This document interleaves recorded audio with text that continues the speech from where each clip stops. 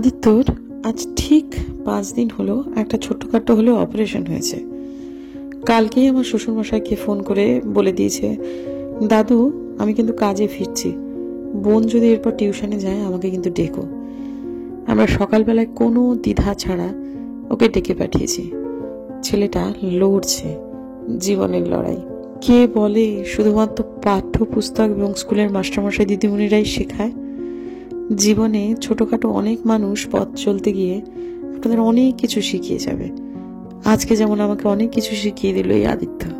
দেখুন বন্ধুরা, ছেলেটা আজ থেকে ঠিক 5 দিন আগে ল্যাপ্রোস্কোপি হয়েছে, গল স্টোন হয়েছে অপারেশন। এখনো সেলাই কাটেনি। হ্যাঁ, এটা ঠিক কথা, ল্যাপ্রোস্কোপিতে আজকে ভর্তি হয়ে কাল ছেড়ে দেয়, বয়স অল্প, কিন্তু তাও তো শারীরিক একটা ধকল আছে। কালকে থেকে এসে কাজ শুরু করে দিয়েছে।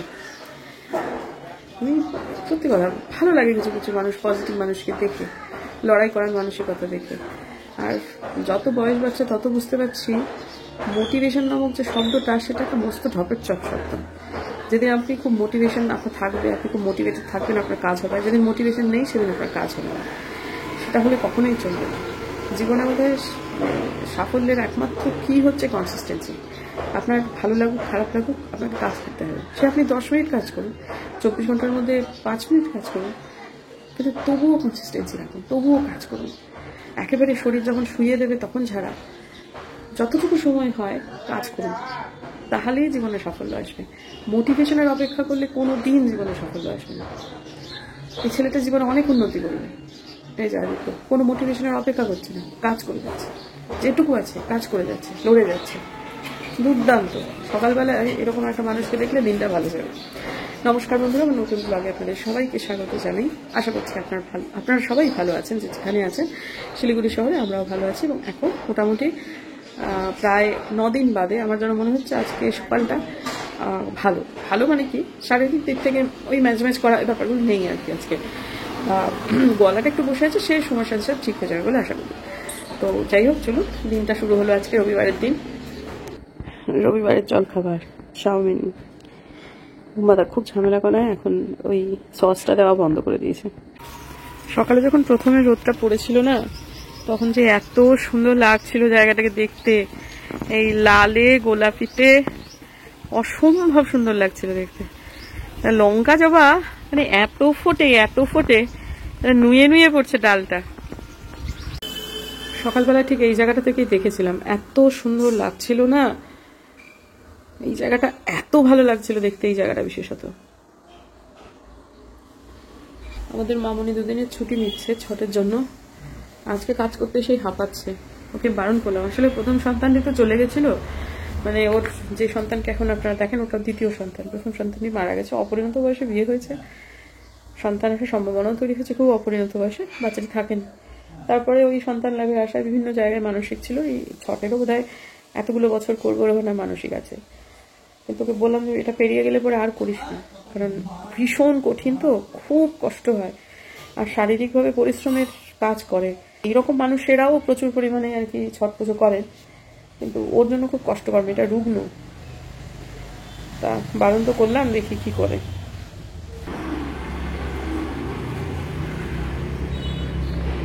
আয়রাদের খেতে দেওয়ার ব্যাপারে যে কোনোদিনও কোনো কিছুতেই তেমন আপত্তি করে না, সেই আপত্তি করেছে ছাদে খেতে দেওয়ার ব্যাপারে। সেটা হচ্ছে বোধিসত্ত্ববাবু বলে, পায়রার মল থেকে সেটা শুকিয়ে গিয়ে ডাস্ট হয়ে গিয়ে, যেহেতু এখানে জামা কাপড় মেলা হয় এবং সেগুলো প্রাত্যহিক রোজের ব্যবহারের জামা কাপড় আমাদের, বলে এটা মিশে যাবেই এবং বাড়িতে একটা অদ্ভুত পরিস্থিতি তৈরি হবে যে প্রায় সর্দি কাশি জ্বর এগুলো লেগেই থাকবে। বাবার এত বয়স হয়েছে, বাবার ইমিউনিটি কমে গেছে, তুমি করো না, কারণ বাবার এতটা বয়স হয়েছে। তাছাড়া আমাদেরও একটা স্বাস্থ্যের ব্যাপার আছে। বললো যে এটা ওই ফুসফুসজনিত বেশ কিছু অসুখের কিন্তু একদম মূলে এই পায়রা। তা সেটা দেখলাম কথাটা তো ভুল নয়। বলছে যদি ছাদটা অন্য কোনো কাজে, মানে আমাদের প্রাত্যহিক কোনো কাজে ব্যবহার না করা হয় তাহলে এটা ছাদে ঠিক আছে। সকালবেলা উঠলে প্রেমাইসিসের বাইরে তুমি একটু ছড়িয়ে দিলে, সেটা তারা কোথাও একটা খুঁটে খেয়ে নিল, একটু জল রেখে দিলে, বলছে তুমি যেটা চাইছো সেটা আসলে সেটাই হবে, মানে আমি যে কারণে দিতে চাইছি আর কি। ওরা তো কেউ আমাদের পোষা নয়, ওরা বাইরেও দিব্যি খেয়ে নিতে পারবে। আর বললো যে এক্ষুনি আমাকে কথা হলো যে ছাদ ঘেরা হচ্ছে, ছাদ নিট অ্যান্ড ক্লিন পরিষ্কার হচ্ছে, খুবই ভালো একটা ইনিশিয়েটিভ, এটা করাই উচিত।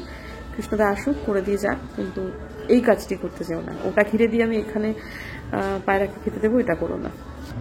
পায়রা থেকে অনেক রকমেরই অসুখ হয়, সব লিস্ট বলে দিল একদম এত বড় করে। আর যেটা মানে ওর কাছ থেকে জানতে পারলাম যে ছাদ ঢাকা নয়, অর্থাৎ সূর্যালোক পুরোপুরি পড়ে, সেই ছাদে এই ঝুঁকিটা সূর্যালোকের কারণে খানিকটা কমে যায়। কিন্তু যেটা এই ঢাকা ছাদ, পার্সেল রোদ আসে এবং এখানে পাখিকে খেতে দেওয়া হচ্ছে, এখন আনাগোনা এবং নিয়মিত জামা কাপড় মেলারও জায়গা এটা, সেটা নাকি ডেঞ্জারাস। বলছে মৃত্যু ফাঁদ হয়ে যাবে, এটা করতে চেও না, ওই বাড়ির বাইরে কিছু একটা করো। তো সেটা শুনে একটু মনে হচ্ছে যে আসলে কিছুই না, মন খারাপ আমার একটুও হয়নি। কথাটাকে যুক্তিগ্রাহ্য লেগেছে না, ব্যাপারটা একটু অন্যরকম ভাবে ভাবতে হচ্ছে। খুব নিচ দিয়ে ফ্লাইট যাচ্ছে, সেই জন্যই আওয়াজটা। দেখি এখন ও যেটা বলেছে সেটা শুনতে হবে। এই ব্যাপারটা তো ওর কথা অগ্রাহ্য করার কোনো জায়গা নেই, যা বলেছে ঠিকই বলেছে। সারাক্ষণ এই যে বসে আছে, সেটা হচ্ছে জল এবং কোনো এককালে খেতে দেওয়া হতো, সেই জন্য।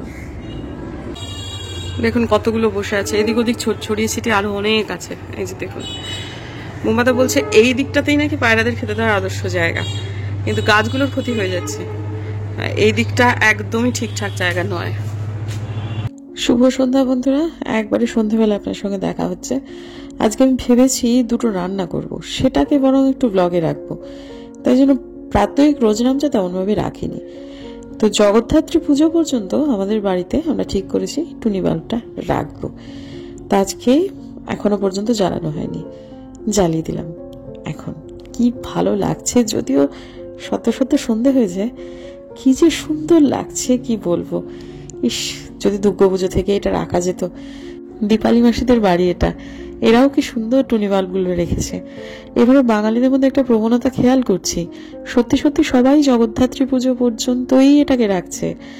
আর এই যে এটা হচ্ছে আমাদের ফ্ল্যাটের পেছন দিকটায়, এই দিকটাতেই টুনি বাল্বটা দিয়েছে, কারণ এদিক থেকে না ওই দিকের রাস্তা থেকে এই দিকটাই দেখা যায়।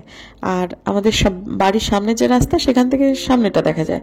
সব বাড়িতে অবশ্য টুনি বাল্ব এখনো নেই, তবে অনেক বাড়িতেই রয়েছে। আমার ছোট কাকা শ্বশুর বাড়িতে যেমন খুলে ফেলেছে, আবার তেমন আলিদাদের পাশের যে বাড়িটা রয়েছে সে বাড়িতে শরিক, এরা কিন্তু সবাই মুসলিম, কিন্তু এরাও লাগিয়েছে।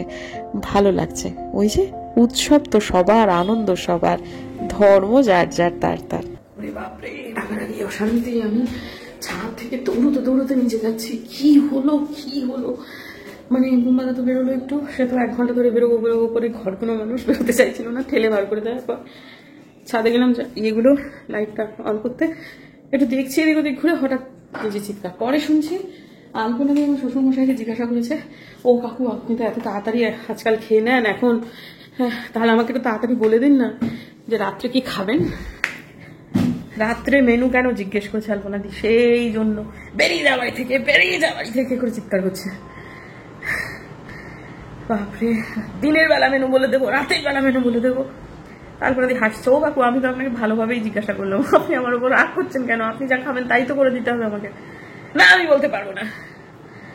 ওরে বাপরে, নিচে গেলাম, তারপর যা হোক হলো। আজকে আমাদের উপরে না পেঁয়াজ পোস্ত হয়েছে, মানে অসম্ভব টেস্টি হয়েছে। বললাম যে আপনাদের বাবাকে পেঁয়াজ পোস্ত দিও। হ্যাঁ, উপরে সকালে তখন চেঁচেছি, নেয়নি। না, পেঁয়াজ পোস্ত খুব দিয়েছি, আমি খাবো না। এখন বললে বাবা খাবেন পেঁয়াজ পোস্ত আছে কিন্তু আপনার জন্য করা, আপনার আপনাদের করা। হ্যাঁ খাবো। ওখানে আপনাদের পেঁয়াজ পোস্ত নিয়ে যাবে। পারলে এখন আমার শ্বশুরমশাইয়ের ডিনার 7:30-8টার মধ্যে হয়ে যাচ্ছে, যেটা হওয়া উচিত আসলে।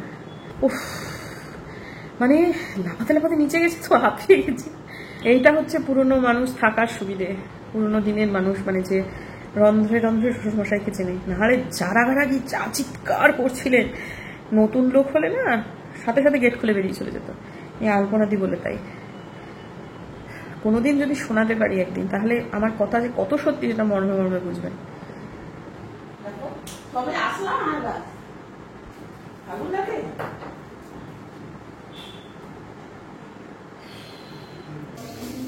কথায় কথায় বাড়ি থেকে বেরিয়ে যায় চূড়া বলে, এই যে স্বভাবটা, এটা না মানুষের মনে খুব বড় দাগ কেটে যায়।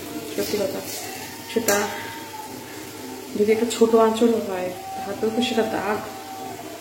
একটা মানুষ এত বছর ধরে আছে, সেটা ডিজার্ভ করে না আসলে। কি বুঝাবো বলুন দেখি। সে ফিরেছে, খুব লেগে গেছে, চিৎকার করে গান শুনছে। দেখ আজকে আমি রাত্রেবেলায় একটু বানাবো টুকটাক এটা ওটা কিছু, কারণ একটু যা বুঝতে পারছি ডাল বাড়তি হবে। আর রাত্রিবেলায় ভাতটা আমার মেয়েটা একদম পছন্দ করে না, ও বেলা খেয়েছে, এই বেলাতে ভাতটা একটু বাড়তি আছে দেখছি। আজকে আমি মেপে দিইনি, মিলামাসিয়ে নিয়েছে।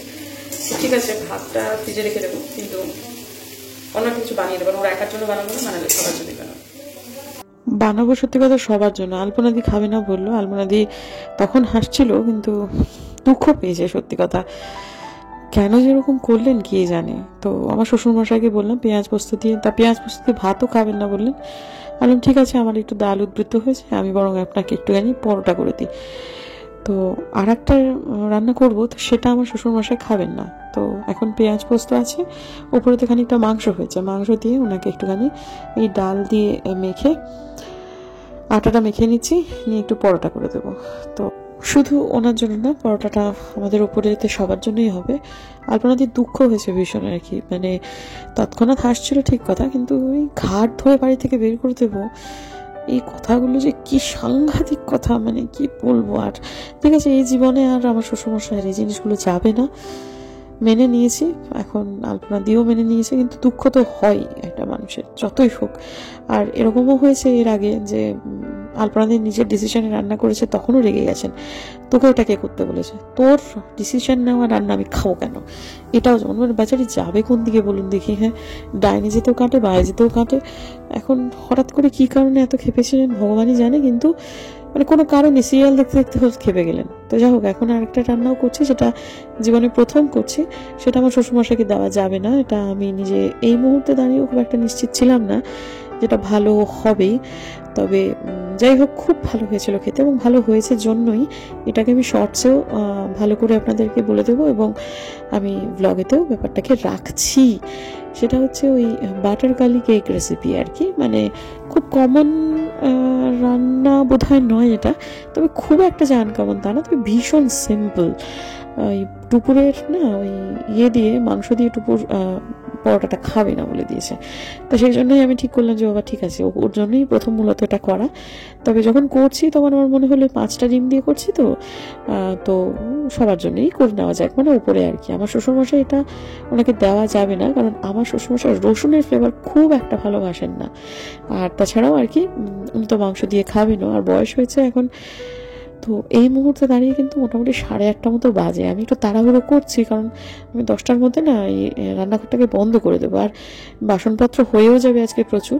তো যাই হোক, আমি না এই রান্নাগুলো রেসিপিটা ডিটেলে দিয়ে দেবো হচ্ছে শর্টসে, যদিও সামান্য করে বলে দিচ্ছি যেটা আপনারা দেখলেন। তার মধ্যে এটা একটা হোয়াইট সস বানাতে হবে, আর যেটা দেখলেন সেটা হচ্ছে যে দুধ, গোলমরিচ, নুন দিয়ে 5খানা যেটাকে বলে ডিম, সেটাকে ভালো করে ফেটিয়ে নিলাম।